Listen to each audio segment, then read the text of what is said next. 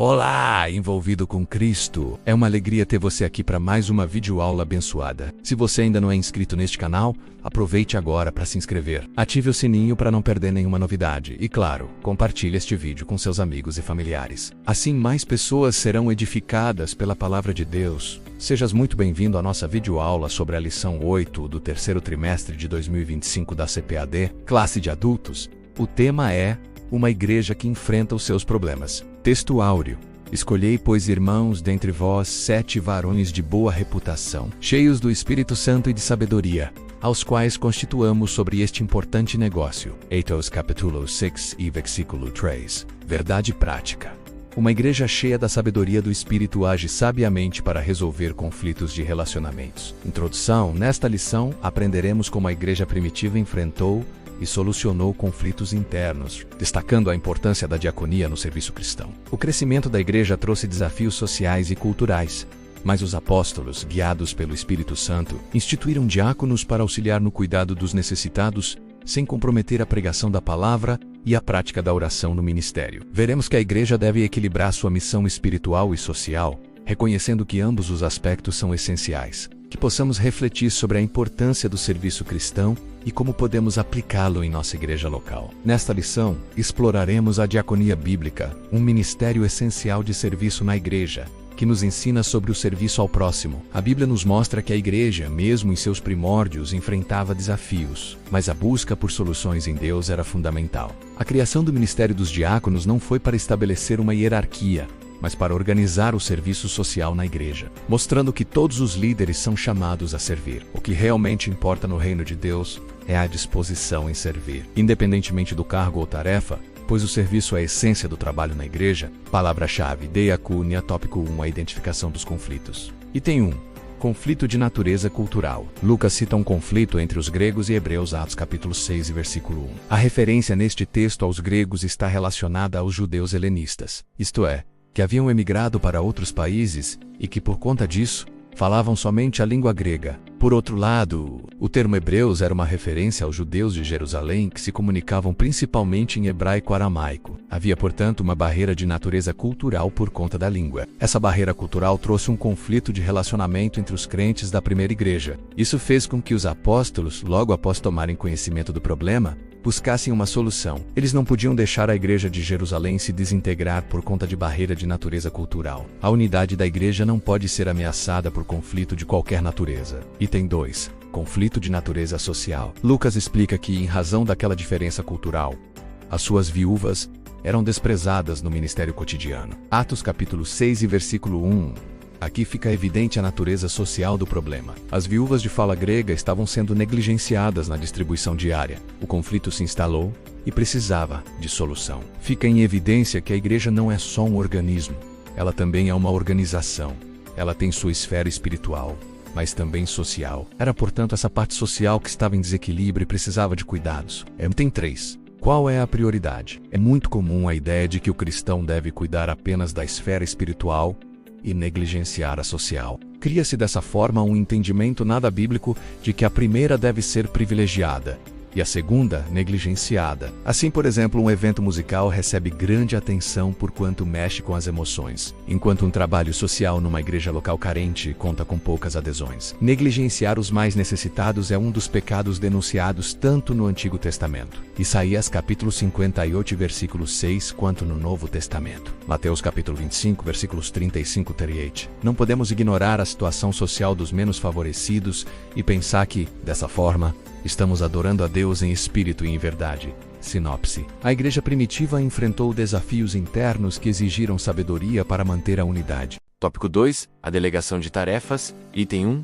o ministério da oração e da palavra. Diante do conflito, os apóstolos perceberam que a parte da comunidade que estava sendo negligenciada precisava de cuidados. Contudo, eles também perceberam que não poderiam resolver um problema criando outro. Cuidar dos mais necessitados era uma missão urgente da igreja, mas os ministérios da oração e pregação da palavra de Deus também o eram. Atos 6 e versículo 4. Tanto a parte social como a devocional e evangelística fazem parte de uma única missão da igreja. Poderíamos dizer que são os dois lados de uma mesma moeda. Cuidar dos necessitados é importante. Igualmente importante é a oração e a evangelização.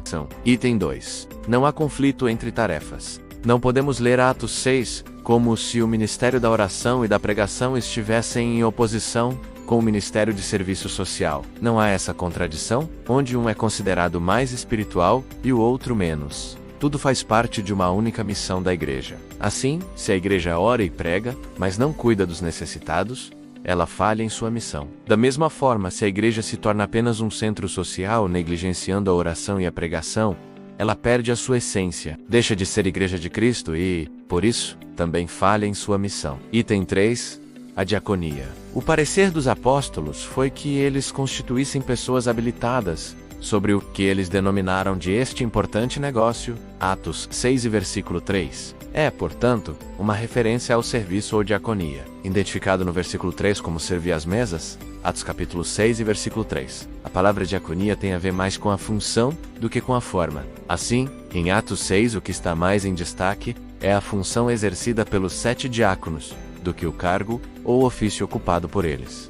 O contexto favorece esse entendimento. Contudo, essa narrativa bíblica fundamenta a instituição do diaconato cristão. Outro sim, devemos enfatizar aqui que a diaconia era vista pelos apóstolos como um importante negócio, ou seja, algo necessário à igreja. Esse entendimento apostólico contradiz o que muitos pensam atualmente a respeito do serviço da diaconia. Infelizmente, há os que enxergam um diácono como um obreiro de classe inferior. Mas no contexto bíblico, a diaconia é um serviço especial, onde somente pessoas especiais, isto é, com as qualificações bíblicas exigidas, podem trabalhar. Synopse 3. Os apóstolos instituíram diáconos para equilibrar o ministério da pregação da palavra, da oração e do serviço social. À medida que a igreja primitiva crescia, suas necessidades aumentavam. Uma delas era organizar a distribuição de alimentos para os pobres. Os apóstolos precisavam concentrar-se na pregação. Então escolheram diáconos para administrar o programa alimentar. Cada cristão tinha uma função vital a desempenhar na igreja. Vê 1 Coríntios capítulo 12. Se você já ocupa uma posição de liderança e está sobrecarregado por suas responsabilidades, determine quais são as habilidades que lhe foram dadas por Deus e reveja as suas prioridades. Então procure outras pessoas para ajudá-lo. Se você não faz parte da liderança, saiba que tem dons que podem ser usados por Deus em várias áreas do ministério da igreja. Coloque estes dons a serviço do mestre. Tópico 3. Maturidade e responsabilidade. Item 1. Inimigo fala a verdade? É possível que os judaizantes estivessem ensinando que Paulo era um inimigo dos Gálatas, por falar daquela forma com eles. Mas o apóstolo fazia com o coração de um verdadeiro pastor, não como um aventureiro. Ele falava a verdade em amor. O questionamento do apóstolo sobre a sua forma de falar com os leitores deixa clara a diferença entre ser um bajulador e ser um mestre, que se preocupa não com o que pode receber, mas com o que pode entregar. Item 2. O zelo inconveniente. Nem toda demonstração de zelo é do Espírito. É possível que haja na igreja pessoas que apresentam o que seria tido por um comportamento aceitável diante de Deus, mas sem o aval dele. O zelo dos judaizantes não era espiritual, mas religioso, e esses dois zelos são diferentes. O zelo espiritual se preocupa com a vida espiritual das pessoas de uma congregação, ao passo que o zelo religioso se prende ao formato como a religião se manifesta. Eles queriam aumentar a sua influência entre os Gálatas, demonstrando um zelo religioso. E isso era contrário ao Evangelho. Eles têm zelo por vós, não como convém, mas querem excluir-vos, para que vós tenhais zelo por eles. Gálatas capítulo 4 e versículo 17. O zelo dos judaizantes era inconveniente. Paulo era contrário ao zelo espiritual. De forma alguma, ele diz: é bom ser zeloso, mas sempre do bem, e não somente quando estou presente convosco. Gálatas capítulo 4 versículo 18. Ele não estava ali com os Gálatas, mas demonstrava, mesmo à distância, o zelo espiritual que marcava o seu ministério. Item 3. A maioridade exige responsabilidades. Crescer implica ter responsabilidades. Uma pessoa que atinge a maioridade tem obrigações das quais não pode se esquivar. É possível que uma pessoa tenha direito à herança, mas não possa possuí-la devido à idade. Os Gálatas já tinham conhecido Jesus, e com o Senhor a maturidade, agora estavam se colocando como crianças, sendo guiados pela lei e considerados sem acesso à herança. A maturidade tem por preceito a diferenciação da infantilidade. Um adulto não pode agir como criança, como se precisasse passar por todo o processo de crescimento e amadurecimento. De um adulto se espera diversas características como inteligência, experiência, responsabilidade por seus atos, seriedade e conhecimento. Não esperamos isso de uma criança que ainda está em desenvolvimento e não possui essas competências. Conclusão: nesta lição vimos que Paulo faz uma comparação entre o herdeiro criança e o herdeiro que já atingiu a maioridade e mostra a importância de se ter o zelo correto para com as coisas de Deus e as pessoas de Deus. Ele mostra o zelo espiritual que caracterizava o seu ministério, e que a maturidade tem suas responsabilidades, não sendo, portanto, compatível a uma pessoa madura agir como uma criança para com as coisas de Deus. Muito obrigado por acompanhar esta videoaula. Que Deus abençoe a todos, e que possamos viver a verdade de Cristo em nosso dia a dia. Até a próxima. Shalom, envolvidos com Cristo.